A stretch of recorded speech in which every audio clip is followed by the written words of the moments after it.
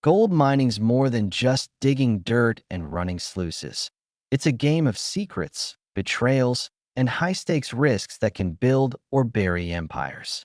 What you're about to see is the gutsiest play ever pulled in the Yukon. Kevin Beets, always in the shadow of his dad's colossal legacy, is about to pull off a move so daring it'll outfox Tony Beets and snatch millions in gold right from under him. Before we jump in, give this video a like and hit subscribe. It keeps us digging up the Klondike's untold wars. It all started with some old papers most would have chucked in the trash. Dusty geological surveys, smudged with coffee and forgotten in a rusty filing cabinet. Tony Beets had scoffed at them years back, calling them worthless theories not worth a drop of fuel. But Kevin, unlike his father, dug deeper. Those reports hinted at odd signals, magnetic quirks, subtle shifts in the earth pointing to something hidden. Deep beneath the frozen bedrock, out of sight, a fortune Tony overlooked might be waiting. Kevin kept his find under wraps, knowing a direct challenge to Tony would be suicide. Instead, he pitched it as a low-key test, a nerdy side gig, nothing to raise eyebrows. But beneath that cover, his ambition roared. He quietly assembled a loyal crew, guys fed up with Tony's iron grip, eager to step out of the Beets dynasty's shadow. Together, they'd stake everything. Kevin wasn't just chasing gold. He was chasing a name, a legacy. His future, his pride, his very identity hung on this covert bet paying off. Rumors spread fast. The Beets camp is tight-knit, but it's also a kingdom, and kingdoms run on whispers. In the mess tent, workers started talking. Kevin's going rogue. Kevin's burning fuel on a fool's errand. Kevin's heading for a fall. Tony, larger than life and louder than a storm, didn't hold back, mocking his son in front of the whole crew, calling him a dreamer with no backbone, a kid playing at a man's game. The jeers cut deep, but Kevin stayed cool, listening, watching, silently swearing to outsmart Tony with brains, not brawn. The camp started to split. Old-timers who'd mined with Tony for years stayed loyal to the Klondike King, but others, drawn to the quiet fire in Kevin's eyes, began siding with him. A dynasty that stood strong for decades was now a tinderbox, ready to ignite. The spark came from an old, tattered map, its edges frayed, ink faded from years of neglect, buried under a stack of useless files. To most, it was junk. To Kevin, it was a treasure map. He noticed faint marks, curved lines along tributaries, tiny symbols that looked like scribbles.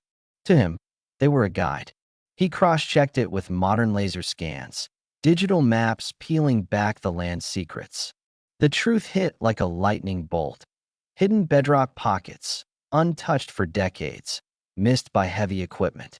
Old miners' logs fueled the mystery, whispering of gold too deep for standard tools, as if the earth itself was hiding a prize. Kevin's heart raced. Tony had torn through this ground for years, convinced it was barren. He was wrong. Beneath lay one of the Yukon's richest hauls, waiting for someone sharp enough to see it. Kevin rolled up the map, wrapped it tight, and stashed it. No one could know, not yet. If Tony caught even a hint, the camp would explode into chaos. Kevin had the key to outwitting the Klondike's king, and this was just the start. That night, under the Yukon's moonlight, where the camp looked like a ghost town of silent machines, Kevin's plan came alive. While the crew slept, his trusted team moved like shadows, shifting gear across the icy mud. Engines hummed low, muffled by custom silencers, excavators purring like forgotten generators. Shovels were hidden under tarps, sluice boxes bolted together piece by piece, tucked beneath piles of scrap. By day, tarps and lumber blended into the tree line, masking the work as if nothing stirred. Kevin's men knew one wrong move, a loud clang, a stray light, and Tony would swoop in, shutting them down before a speck of gold was pulled. But the secrecy didn't breed fear, it fueled them.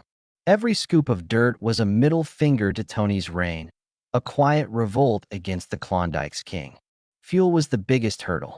Tony tracked diesel like a hawk, every gallon accounted for. Kevin played it smart, logging fuel as routine maintenance under Tony's own name. Trucks rolled in at odd hours, loaded up, then vanished, while records painted a false story. To anyone looking, it seemed Tony's machines were the gas guzzlers, not Kevin's secret fleet running in the dark. The risk was insane, but the deeper Kevin dove into the shadows, the more it felt like a spy game, not mining. Tony wasn't clueless, though. His empire taught him to sniff out trouble, and soon he smelled smoke. Fuel logs didn't add up. Barrels drained too fast. Invoices showed tiny errors no accident could explain. At first, he blamed sloppy records, but when he grilled workers, their shifty eyes and weak excuses gave them away. "Someone's wasting my fuel," he snarled, his voice booming across the camp like a storm. Tony didn't sit idle. Drones buzzed overhead, scanning the dark for rogue digs. He showed up unannounced, stomping through the mud, headlamp blazing, demanding machines start on the spot. His inspections were the stuff of legend. One guy swore Tony checked the oil on 3 dozers at 2 a.m. just to catch Kevin slipping. When that failed, he launched surprise patrols, storming sectors where Kevin's crew worked, flipping through fuel logs in their faces. Kevin was ready. He knew Tony too well. Decoy trucks became his cover, empty rigs rattling down trails, headlights flashing miles away to pull Tony's attention elsewhere. The real work stayed hidden, quiet as a heartbeat, like gold veins just out of reach. This wasn't mining anymore. It was chess. Tony sent spies and drones. Kevin countered with tricks and diversions. Every move was a gamble. The Yukon their board, millions on the line. Each night upped the stakes, but Kevin's resolve grew stronger. This wasn't about dirt. It was about rewriting the Beets legacy. Then one night, the sluices roared. What was once a hunch, a risk, a whispered plan, turned real as the first batch of pay dirt hit Kevin's custom rigs. Under flickering lanterns, gold gleamed, thick, heavy, brighter than anyone dreamed. The crew fell silent as trays filled with nuggets, flakes, and dust, sparkling like stars trapped in mud. When they waited, even Kevin's steady hands shook. Nearly $2 million in gold, richer than Tony's best hauls, better than anyone expected. The camp almost burst with shouts, guys slapping backs, eyes wide with shock. But Kevin's voice cut through, quiet. Not a word gets out. He knew one slip, a brag, a coffee break story, and Tony would crush them. The gold was locked in steel crates, sealed tight, buried under piles of junk where even Tony's sharp eyes wouldn't look. The next morning, workers trudged back to camp, faking exhaustion from regular shifts, the image of glittering trays seared in their minds. Kevin stayed by the sluice, staring at the mats long after the crew left. For the first time, he had proof, tangible, gleaming proof, that his instincts outshone Tony's heavy-handed ways. Proof Tony's arrogance had missed a fortune. Kevin felt the weight of the hidden crates, the bond of loyalty tying his crew together. The rebellion wasn't just a dream anymore. It had claws, and it shone gold. The Klondike's king had been outplayed, and he didn't even know it. But big winds cast big shadows. Every ounce pulled left traces, tire marks, muddy water, whispers in the wind. Kevin's silence was calculated, but silence itself was a giveaway. And across camp, Tony was listening. The Yukon stayed quiet on the surface, but beneath, Tony was piecing together Kevin's trail, hunting for betrayal. He stormed through camp like a hurricane, fury in every step. By the time he hit Kevin's secret spot, the richest dirt was gone, hauled off in sealed crates, hidden where no drone or flashlight could find it. All that remained was torn earth, muddy scars, sluice water fading into puddles, ghostly signs of a strike big enough to rewrite the Beets' fortune. Tony's breath heaved, his chest pounding with more than effort. He stared into the Yukon night, knowing what it meant. Kevin hadn't just mined dirt, he'd mined Tony's pride. With a primal roar, Tony tore off his helmet and smashed it into the ground, the crack echoing like a gunshot. "He played me like a chump," he bellowed, the sound hanging in the icy air. For the first time, the Klondike's king looked beaten, not unbreakable. Miles off, in a canvas tent on neutral ground, Kevin gathered his crew.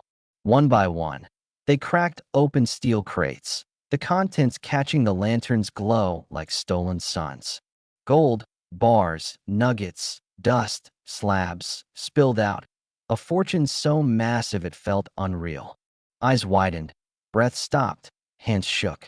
The tally climbed fast, 10 million, 20, 30, until Whispers pegged it at $45 million, pulled right from under Tony's nose.